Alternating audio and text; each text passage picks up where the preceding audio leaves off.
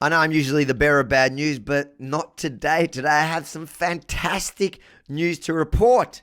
We've won another Fight the Fines case in Australia. And if you're going to call the don't resist, man. Give me my purse! What this case has highlighted to me is a real urgency for the New South Wales Police, and in fact police in other jurisdictions, to roll out an extensive education program for their officers, not only with respect to the public health laws, but with respect to the common law and the Australian Commonwealth Constitution. These are important considerations for the police when they're pursuing or investigating these types of matters.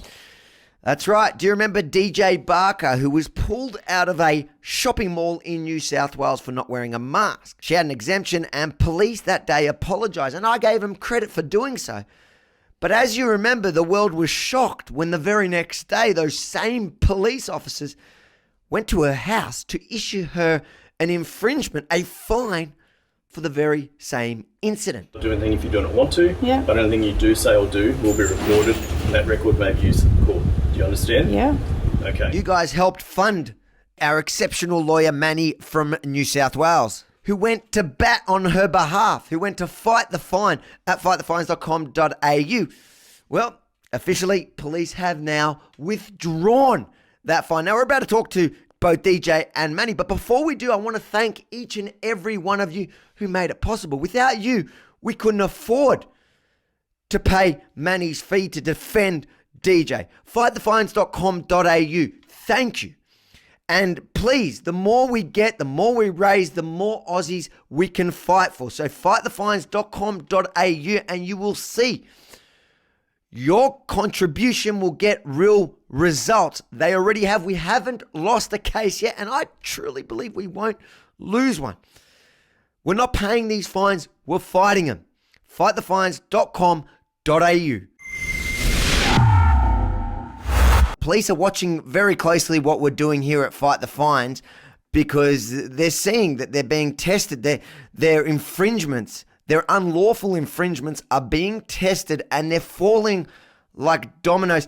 DJ, what would you like to say to people around the country and around the world who contributed to cover Manny's fee?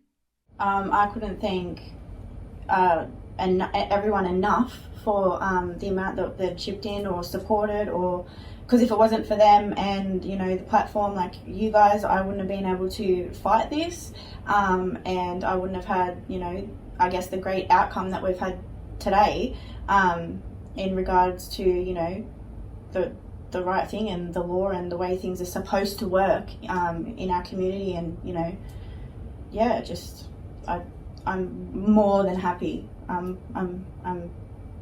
can't explain. I'm excited. Well, yeah. It's our absolute pleasure. It's exactly what we set out to do. And the more people that jump on board to help us at fightthefines.com.au, the more successes we can have like yours, DJ.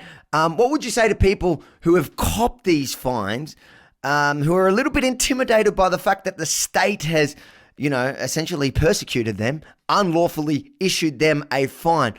What would you tell them? Should they just cop it, or should they stand up and try fight it? No, I think that they should definitely stand up and try and fight it. We do have rights in this country, and thanks to lawyers like Manny, who have been an absolute blessing to our country at the moment. Thank you, Manny, on behalf of everybody that contributed to DJs and everybody that will contribute to ensure we can take on as many more cases as we possibly can, to fight for as many Aussies as we possibly can in DJ's situation. What was the process? How did it go? Well, first thing we did was, before the matter even proceeded to court, we decided it'd probably be prudent to make some representations to the officer in charge. What happened is we prepared our representations, which were actually quite lengthy. We sent that to the officer in charge, and apparently that set of representations ended up on the desk of the Detective Chief Inspector of Police at Tuggerah Lakes Local Area Command, who contacted me and advised that the matter is now on his desk and he will deal with it personally. He then sought, from what I understand, evidence from the officers, and subsequently came back with his decision to withdraw the penalty altogether. And people need to understand that the process itself is the punishment. Many people can't afford a lawyer, and that's a point of fightthefines.com.au. That's why we've been crowdfunding these sorts of cases, because even though DJ there was right from the beginning, and most people, anyone who watched it, would believe so, but preparing that evidence to present to the police, to the prosecution, it's not cheap. Sometimes, often, it costs more than the fine itself. But it's the principle, isn't it, Manny? Well, absolutely. It requires an intricate explanation and exploration of the common law, which is a long established tradition in this country, as well as, of course, a deep understanding of the Constitution of Australia. If you love this concept of us crowdfunding to fight these outrageous COVID fines down under, firstly, like, comment, and share this report. Let people know what's happening, that we're fighting these fines and we're winning. Then head over to fightthefines.com.au and contribute whatever you can afford, because every dollar counts. The more we have, the more Aussies we can fight for. Fightthefines.com.au. We're in it together.